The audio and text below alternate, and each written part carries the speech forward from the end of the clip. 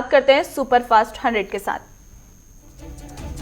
सुशांत सिंह राजपूत की सीबीआई जांच का आज 13वां दिन है और सीबीआई अब तक रिया चक्रवर्ती के माता पिता सहित 8 लोगों से पूछताछ कर चुकी है। मंगलवार को 8 घंटे की लंबी पूछताछ के बाद रिया चक्रवर्ती के पिता इंद्रजीत चक्रवर्ती आज फिर से डीआरडीओ गेस्ट हाउस पहुंच गई हैं, जहां सीबीआई की टीम उनसे सुशांत मामले पर पूछताछ करने वाली है।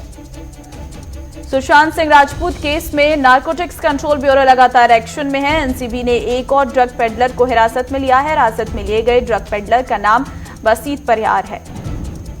इसके साथ ही एनसीबी ने कल जिस ड्रग पेडलर को गिरफ्तार किया था उसकी पहचान जैद के तौर पर हुई है। जैद ने ही रिया चक्रवर्ती के भाई शोविक का नाम लिया था।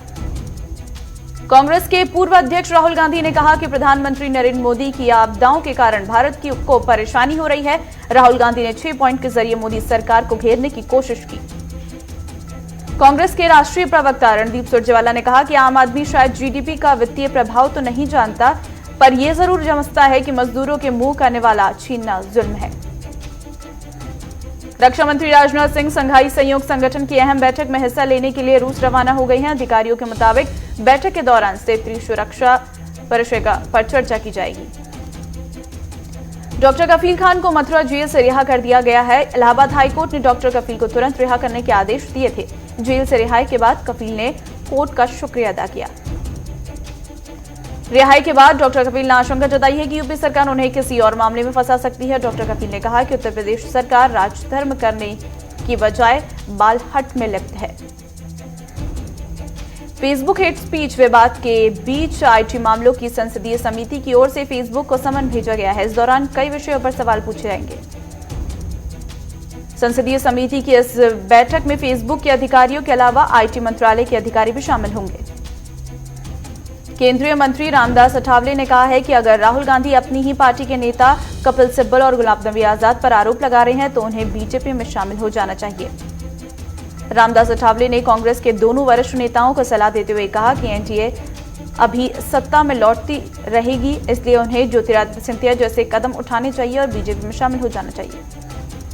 अशरुद्दीन ओवैसी की पार्टी ने बिहार चुनाव में 18 और सीटों पर उम्मीदवार उतारने का ऐलान कर दिया है। 32 सीटों पर चुनाव पहले से ही लड़ने का ऐलान कर चुकी है। राजस्थान सरकार में परिवहन मंत्री प्रताप सिंह खाचरियावास की तबीयत बिगड़ने पर जयपुर के एक अस्पताल में उन्हें भर्ती कराया गया है। प्रताप सिंह कोरोना संक्रमित है।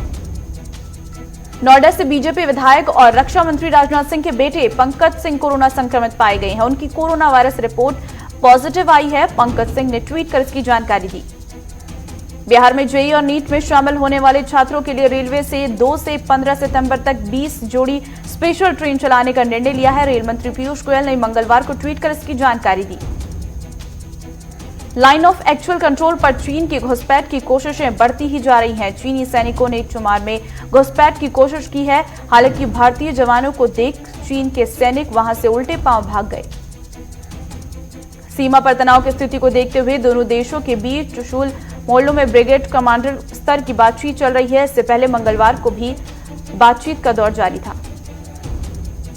गुरुग्राम के सेक्टर 47 स्थित हीवो अपार्टमेंट में पहले रहने वाले मेदांता के डॉक्टर सुजीत कुमार साहा ने सुबह करीब 3:30 बजे 8वीं मंजिल स्थित फ्लैट से कूदकर खुदकुशी कर ली।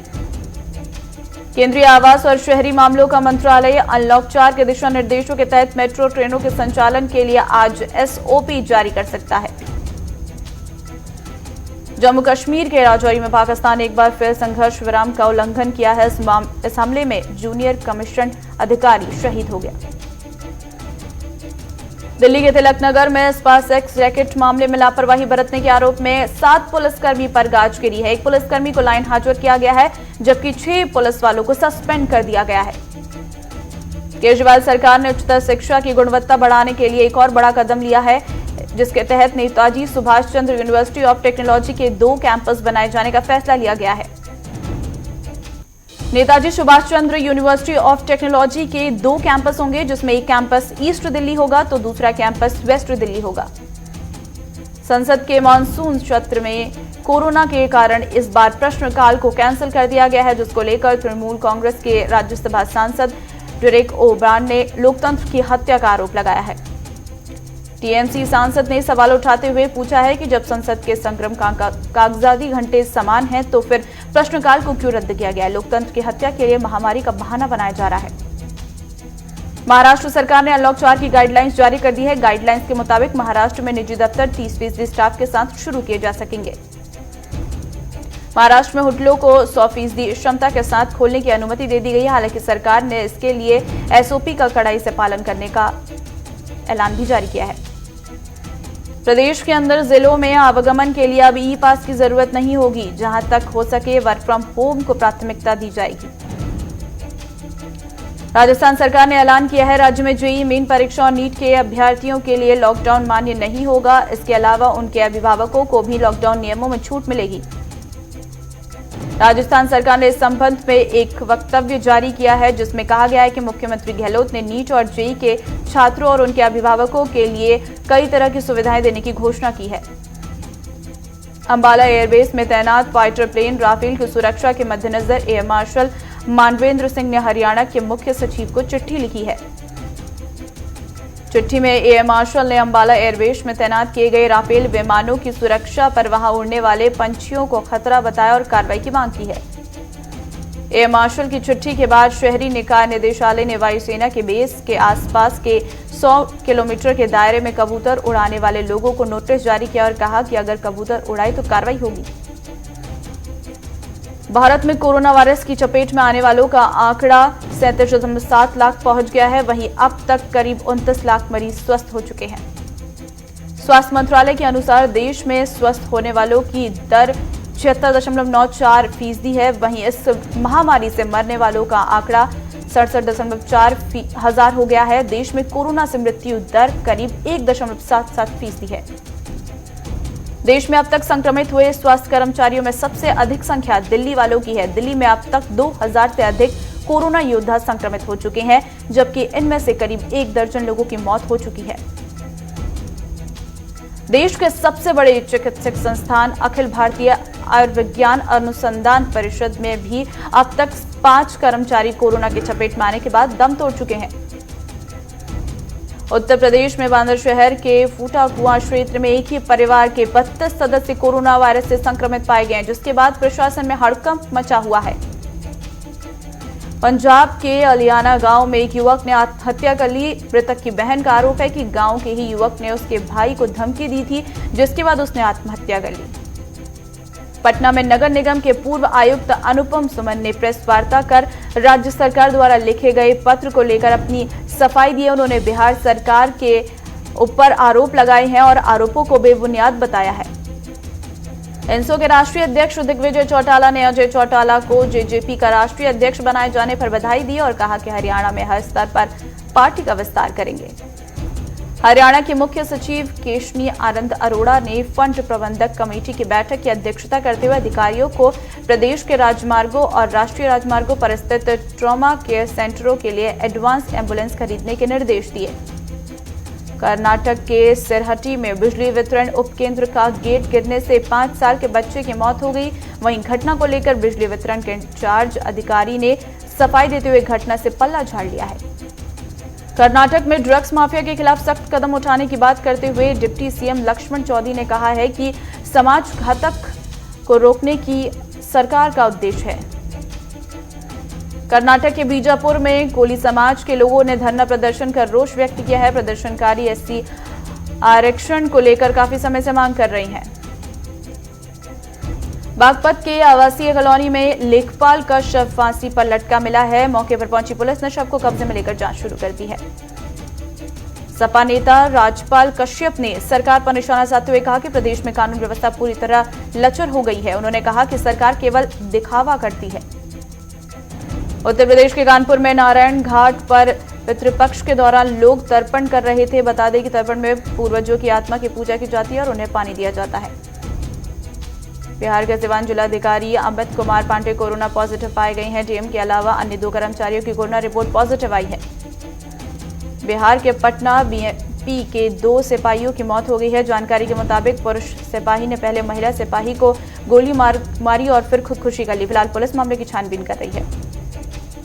मुजफ्फरपुर के बरुआज थाना क्षेत्र के IDFC बैंक के CSP केंद्र ने से नकाबपोश बदमाशों ने बंदूक की नोक पर कई हजार रुपए लूट लिए हैं। कोरोना संक्रमण के खौफ पर लोगों की आस्था भारी पड़ गई है। बिहार के मधुबनी में लोगों ने उत्साह के साथ अपने अपने घरों में भगवान अनंत की पूजा की। वहीं कई मंदिरों में भी धूमधाम से अनंत चतुर्दशी पर्व की पूजा की गई। हिमाचल प्रदेश के सोलन में कांग्रेस के महासचिव विनोद सुल्तानपुरी ने प्रेस वार्ता कर प्रदेश सरकार पर हमला बोला। उन्होंने कहा कि प्रदेश सरकार जनभावनाओं को दरकिनार कर पंचायतों का विभाजन करने में जुट गई है। हरियाणा के भिवानी में कोरोना काल के बीच कॉलेज की परीक्षा शुरू हो गई है। कोरोना वायरस से बचाव के लिए कॉलेज प्रशासन ने पूरे इंतजाम किए गए हैं। सोशल डिस्टेंसिंग का पालन करते हुए छात्रों को बिठाया गया है। हिमाचल के सोलन के वलोला गांव में बनने वाले अटल आदर्श विद्यालय का ग्रामीण विरोध कर रहे हैं। इसी बीच ग्रामीणों का एक प्रतिनिधिमंडल स्थानीय विधायक के साथ उपायुक्त के दरबार पहुंचा और अपनी मांग रखी। रोहतक पानीपत रोड पर हरियाणा रोडवेज की बस ने कार सवार लोगों को रौंद दिया है। हादसे में कार सवार दोनों लोगों की मौत हो गई है। वहीं घटना के बाद से ड्राइवर और कंडक्टर मौके से फरार हो गए। जालंधर से पुलिस वालों की गुंडागर्दी का एक वीडियो सामने आया है। एक युवक ने काला संघिया रोड पर नाके पर खड़े पुलिस कर्मियों पर बदसलूकी करने का आरोप लगाया है। झांसी जिले के पूंछ थाना क्षेत्र में सवारियों से भरी शताब्दी बस आगे सड़क पर खड़े डंपर से टकरा गई। हादसे में 8 यात्री घायल हो गए, जिन्हें अस्पताल में भर्ती कराया गया। छत्तीसगढ़ के पूर्व मुख्यमंत्री रमन सिंह ने कांग्रेस पर हमला बोला है। उन्होंने कहा है कि जेईई और नीट की परीक्षा को लेकर कांग्रेस सिर्फ राजनीति कर रही है। पंजाब के भटिंडा के एक सरकारी स्कूल के अध्यापक संजीव कुमार देश भर के बच्चों को ऑनलाइन कोचिंग दे रही हैं। बता दें कि संजीव कुमार लॉकडाउन लगने के बाद से ही बच्चों को फ्री में ऑनलाइन कोचिंग दे रही हैं। यूपी के बुलंदशहर में नाबालिग छात्रा के साथ गैंग रेप का मामला सामने आया है। आरोपियों ने छात्रा का वीडियो भी बनाया है, जिसके बाद छात्रा ने जहर खाकर आत्महत्या कर ली। यूपी के फतेहपुर जिले में एक युवक को पिस्टल के साथ सेल्फी लेना भारी पड़ गया। दरअसल युवक पिस्टल के साथ सेल्फी ले रहा था, तभी अचानक गोली चल गई, जिससे युवक गंभीर रूप से घायल हो गया। सीएम योगी ने बाराबंकी में निजी अस्पताल में इंस्टीट्यूट ऑफ मेडिकल साइंस के लैब का शुभारंभ कर जनपद को राजधानी की निर्भरता से मुक्ति दिलाई है। अब हर रोज यहां 200 सैंपल टेस्ट होंगे। भारत रत्न पूर्व राष्ट्रपति प्रणब मुखर्जी मंगलवार को पंचतत्व में लीन हो गए। इसके बाद देर शाम उनकी अस्थियां हरिद्वार में हर की पौड़ी पर गंगा में विसर्जित की गई। जगदलपुर के बस्तर रेंज आईजी ने ट्वीट करके जानकारी दी है कि कार्यालय का स्टाफ कोरोना पॉजिटिव पाया गया, जिसके चलते कार्यालय को कंटेनमेंट जोन घोषित करने के बाद बंद कर दिया गया है।